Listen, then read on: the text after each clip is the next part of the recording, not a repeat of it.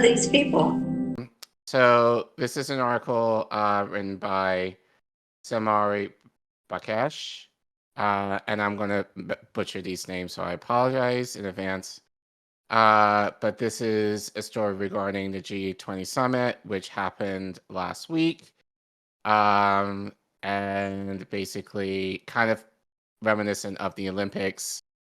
They clean up shop but hide the low impoverished population to make the appearance to these dignitaries that everything's good and nice and clean and all that kind of stuff. Gotcha. So so article heading: This is humiliating. India hides its poor for the G20 New Delhi summit. And Zenaira goes on as follows. Can you zoom out, please? Thank you. I might be able to. I got it. Every morning for the past several years, 35-year-old Dablu Ram walked about a kilometer to fix shoes in his makeshift roadside shop, an enclosure inside a residential neighborhood in New Delhi of less than 5 square feet, enough for him to sit surrounded by shoelaces hanging from its wooden walls. Then one day in August, his shop was uprooted by authorities. They replaced his place of business with 3 flower pots. In preparation for the G20 summit, the gathering of the Group of 20, an intergovernmental economic forum that took place on September 9th and 10th in India, national authorities, who saw the occasion as an important moment for the country to assert itself on the international stage, launched a massive beautification drive. But the pretty facade came at the expense of the city's poor. The year saw the demolition of homes and shops like Ram's. The government put up several can you move over to the right? Yeah. Reef? There's nothing. There you go. The government put up several foot-high green curtains to hide the poor neighborhoods. During the summit, restrictions on movement left thousands of workers homeless and without income. Okay. I've only earned 50 rupees, 60 cents since morning, Ram told Innstick on Friday afternoon as he squatted beside the flower pots with his wares stashed into small boxes, waiting for customers in the Johnny Farm area of Jamima Nagar, a predominantly Muslim locality in New Delhi. During the summit, the Delhi police patrolled the streets to remove any vendors. I used to earn around 300 rupees, $3.60 a day. Today, I don't have enough money to buy food for my family. Ram's shop was about a mile from the main road, and the nearest venue linked to the summit, the posh Sarah Hotel, is another mile away. While hosting the summit was a matter of prestige for New Delhi, it crippled the city's poor, many of whom survive on less than $2 a day. I want my daughter to get educated, Ram said. I could not complete school, but I want my daughter to learn English and be eligible for white-collar jobs. But how would that happen when I can't even afford food?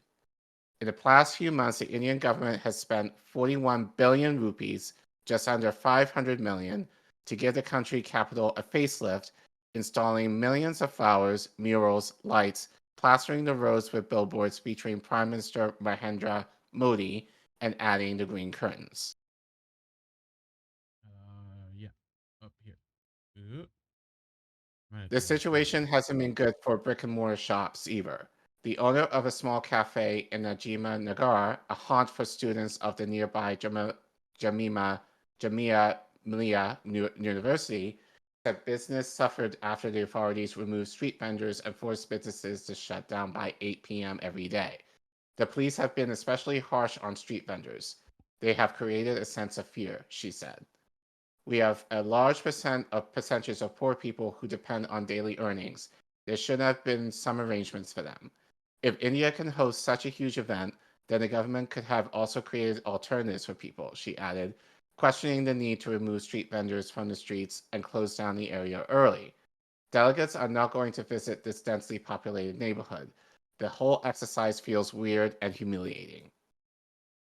The neighboring areas are Johnry Farm include Balta House, Shireen Bagh, and the New Friends Colonies Community Center, once filled with street vendors doing brisk business selling food and hosiery items, have been deserted for over a month now. Many slums housing migrant workers from several Indian cities across New Delhi have been bulldozed, and street vendors, Mm, as well as aid workers, were crippled because of the restrictions in place for the summit. Since the sensible, yeah. beginning of this year, the government carried out encroachment drives across Jamima Nagar, citing a National Green Tribunal order to remove all encroachment in the Yamuna floodplain area. In such one drive, about 250 residents lost their homes. Most recently, in August, the Delhi Development Authority demolished another slum in Delhi's Bagura area, rendering about 150 families homeless. Pause. Um, Yes. it said that, there's these National Green Tribunal order, right? We've seen Mm-hmm. here in the States, they bulldoze all sorts of tent cities here, Right. as well. I think you're seeing a lot of people when you talk about these quote unquote smart cities coming up. Specifically, I've seen Dubai recently do very similar stuff.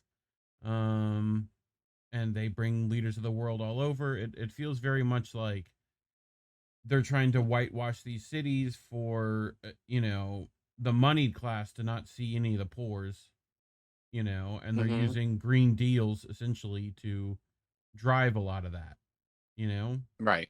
at least to Yeah. some degree, right? That, like, we can't have these people work in the places they live in because it somehow makes, we need more plants, you know? Right.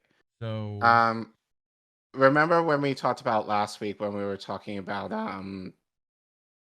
in the vetoing against Algeria uh application towards BRICS Plus, yeah, and how, as I mentioned, shout out to Nuno, who is a follower of ours, who sent me the story and DM'd me privately in terms of what he spoke about in terms of his friends who live in India told him. Basically, Modi is, I'm going to say in this way, a fuckboy for the West. sure, So, can be.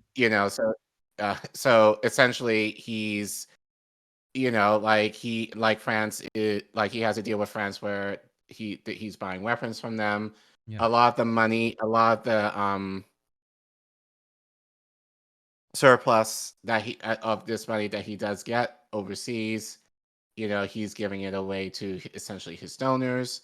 And as you heard, just in these stories, like the low income communities in New Delhi, um, do not benefit, from the surplus that, he kind of touts as, oh, we're looking to bring new jobs to India, which is what the right. That, to France is appealing, because this is essentially cheap labor. yeah, So Dr. Nick, shout out to you, says the weapons from France are in the form of assets for the Navy. Exactly, yeah. yeah. I Um, mean, you see but it this gives, when the Olympics come to town too, right? Where, mhm, yeah, or FIFA, any of these yes, organizations like that, they start corralling the poors and the homeless into not homes, but I guess invisible meat grinders that then gets made into, Soylent Green, I guess. I don't know. I don't know where they go, you know. hmm Um they send them all to Portland, maybe. Who knows? right. Um So I think, yeah, but like I said, I wanted to report on this story, um, because, we've seen this same shit in the States, especially in the cities here. And this is just a clear example of the elites, using their power and authority to, shaft the poors, uh, for, and in this case, essentially for the white colonists who are only going to were in the city for 2 days, but they spent the last few months trying to clean up the city in areas that they're not going to go how into anyway. like with any of these environmental slash governmental things, how many private jets you think it took? How many gallons of fuel were burned to get all these people in one place to begin with? Then they want to tout they're cleaning up for green reasons. while making people not be able to, like, they literally push businesses out to put up a couple of plants. Like, Hmm. that's like 3 potted plants versus an entire man's business, you Or know? better yet, maybe give them homes. Maybe give them, Right. a living wage, um, that they're able Those to improve Could upon. those 3 plants and the person running the shop not coexist? If was that could we not have had both? Like, he would have probably liked some plants to put out as business, you know? Right. Like, something. But anyway, I'm sure it gets worse, uh, as Yeah. we read this So, article. yeah. So, gonna zoom, yes. In July, Kashal Kishori, the junior housing minister, reported at least 49 demolitions in New Delhi between April and July, according to Reuters. The government says that the houses are illegal, and officials of Prime Minister Narendra Modi's federal government told Reuters that the evictions are a continuous activity. No house has been demolished to beautify the city for the G20 summit, Kishore said. But apparently, um, Nonetheless, the government did take intensive and avowed actions to prepare for the summit.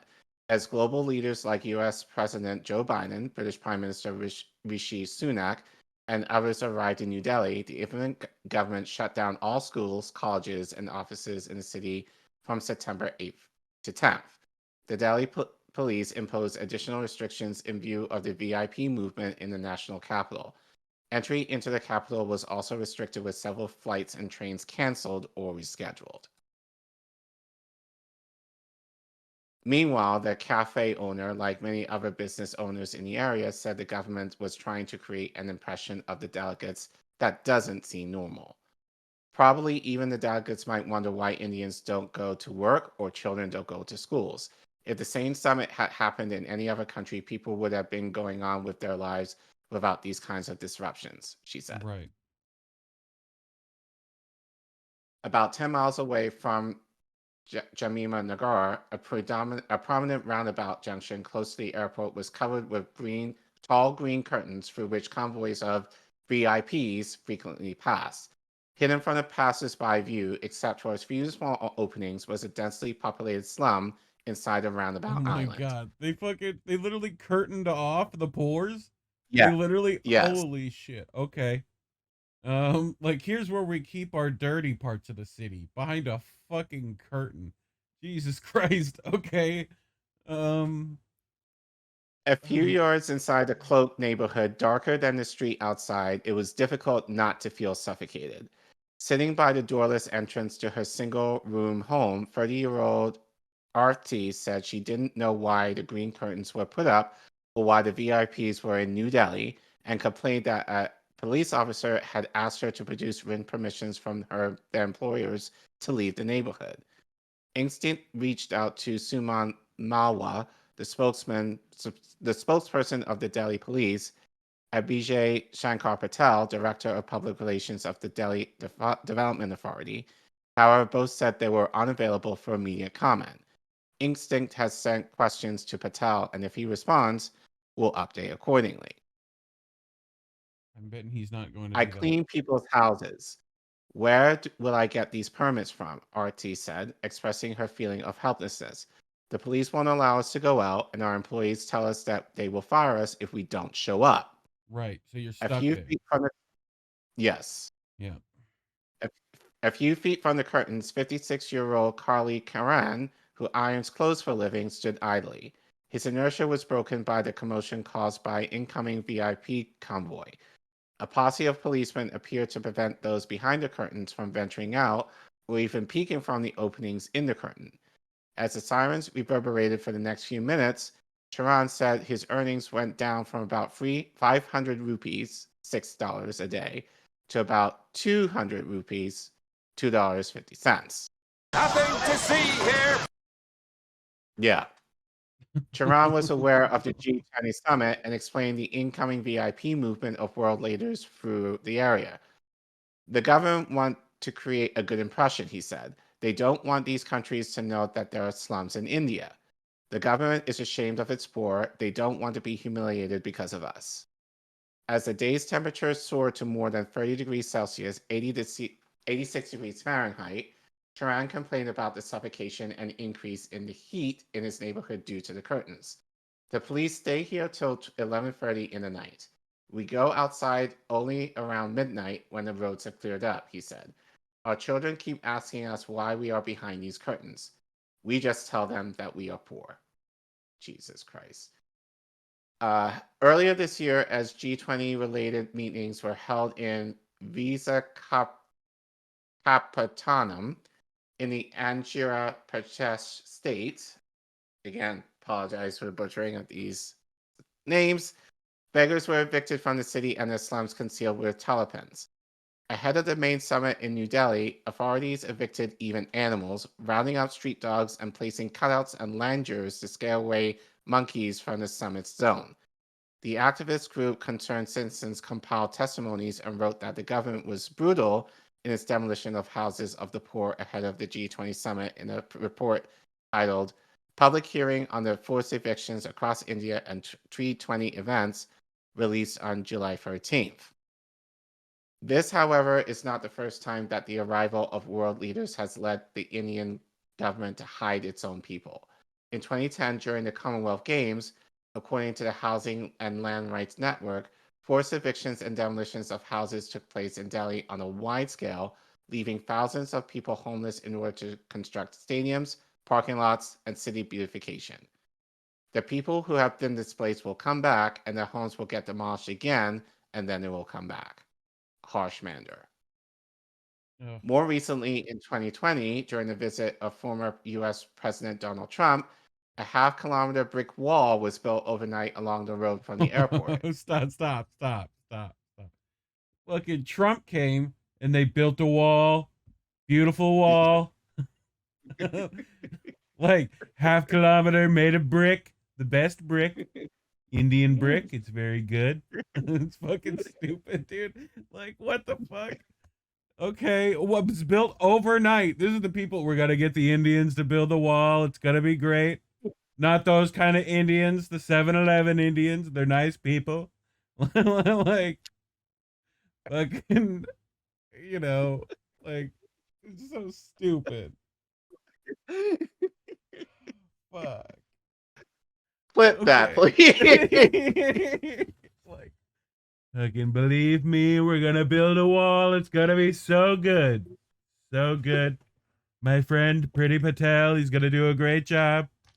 Sir, Priti Patel's British. Look, the best people, they tell me. Anyway, I could do that all day, but dude, they literally built a wall for Trump. That's literally what they did. Yeah. Hide the pores from Trump behind a wall, please. Fuck me. Okay. Was built overnight along the road from the airport. Residents accused the government of hiding rather than investing in improvements to the slum that was inhabited by more than 2,000 people. In Modi's home state of Gujarat, Bijay Patel, a government official told The Guardian that the wall was built for security reasons and as part of the beautification and cleanliness drive. Collin, I know what you need to beautify your own home. A fucking half-kilometer brick wall. That's what you need. That's real pretty, bro. Real beautifying going on there. You know? Anyway. But denied that the wall's intention was to hide the slum neighborhood. No, it couldn't have been. We built it completely around the slum, but it's not used to hide it at all. That's what the curtains are for. That's what really hides it. Jesus Christ. The poor live in perpetual precarity, Harsh Mander, a rights activist, told Innstick. They know that a bulldozer might come anytime because they have no lawful right to any piece of land or house in the city, he said. Of all, India is the world's fifth largest economy with a $3.75 trillion economy. It is also true that among all G20 countries, India has the lowest per capita income and the worst rating in the Global Hunger Index, as it ranks 107th out of the 121 countries, said Mander. Mander, who works with urban homeless people, said the recent demolitions and evictions left people in despair. Generations of poor people have lived on these pieces of land, and there are no options for them. People were taken out, put into buses, and dropped outside the city. How are they going to survive? He asked. We're Right gonna to take adequate this. housing. We're and gonna shelter. take the poors and push them somewhere else. That's Yeah. fucking SpongeBob thinking. That's what that is. Right to Oh, adequate housing and shelter is an extension of right to life in India, and this is also a well-recognized and internationally accepted human right. The most common reason for people being deprived of this right is poverty. Shunbangi Chiara wrote in a report titled Right to Housing and Shelter in India. Lack of housing and shelter is connected to a series of other violations of rights such as the right to life, health, privacy, etc. The future, meanwhile, remains unchanged, Manders said. The people who have been displaced will come back, and their homes will get demolished again, and then it will come back again, he said. When you are powerless, you have to persevere. yep. Oh, Oh. well, Yeah. that's As if our you're friend poor, I DJ guess. Jonai says, yeah, as our friend DJ Jonai says, internationalize the struggle. I mean, this could read very well what happens here. Yeah. Oh, yeah. Um, e- Very much exactly to so. the T. That was So, dumb. yeah. So, That whole but thing was again, dumb. right. The So, curtains and stuff. as I said earlier, and I'm not sure if you guys heard me because I think, at least for me, there was probably a glitch. Like, no politician is going to solve this or situations like this unless there's direct action. And I'm sorry, even Cornel West is not going to be the one to necessarily solve issues like this in this country unless people stand up and actually fight for it. So, all of that to say, like this sucks. And as I said, it's kind of reminiscent of what happened, at the Olympics in Brazil. Exactly the same shit. Olympics anywhere. And the thing is, they only built them for 2 weeks, and then they're gone. And then, like, a lot of these buildings are left vacant, so they don't use them for anything. So, and meanwhile, you displace people out of their homes and their livelihoods, and they have nothing else to do. So, yeah. So, it just sucks all around. But again, like, not a good story. But I think again, it's just a reminder of how much there needs to be more direct action and more community organizing that needs to happen in order for radical changes to come. But my guess is they're gonna make a magic carpet that you can sweep all the pores under. I think that's what's next. They've tried walls and curtains. right. So who knows? But yeah, of course. Anyway,